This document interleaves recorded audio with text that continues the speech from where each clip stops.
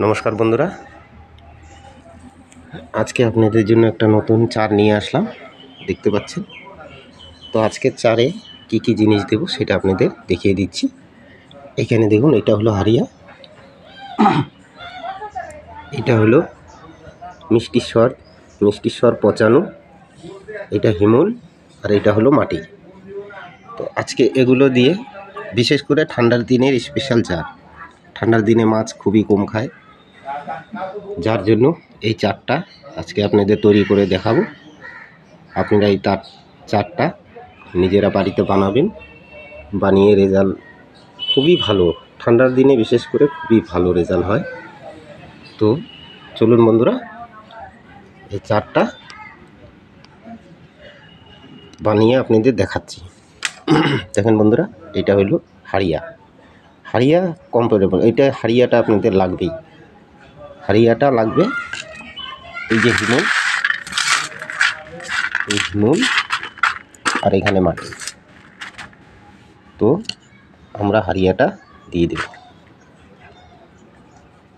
হারিয়াটা দিব। এই চারটা আপনারা বাড়িতে একদিন আগে বানাতে হবে আপনাদের, আর একদম শুকনা বানাতে হবে। দেখতে পাচ্ছেন আমি বানিয়ে নিচ্ছি। ঠান্ডার দিনে খুবই ভালো রেজাল্ট দেয়, খুবই ভালো রেজাল্ট দেবে। আপনারা দেখবেন ঠান্ডার দিনে বিশেষ করে খুবই ভালো রেজাল্ট দেয়। এই দেখতে পাচ্ছেন বন্ধুরা, এইটা মিষ্টির গাছ, এটা 95, এটা মোটামুটি 5টা বছর হয়ে গেছে রাখা ছিল। তো এই মিষ্টি গাছ দিলে পরে মাছের দিনে এই মাছ চার দিয়ে কোথাও পালাবে না, ঘুরে ফিরে আসবেই চারের আশেপাশে। তো এটা আমি ইউজ করেছি, করার পরে আমি আপনাদের আজকে এটা রেসিপিটা দেখাচ্ছি। তো বন্ধুরা, আপনারা এরকম একদিন আগে বানিয়ে রাখবেন, বানিয়ে এটা দেখবেন একদিন আগে যখন আপনি বানিয়ে রাখবেন, এটা একদম গলে যাবে, যা আছে হিমুল গলে যাবে।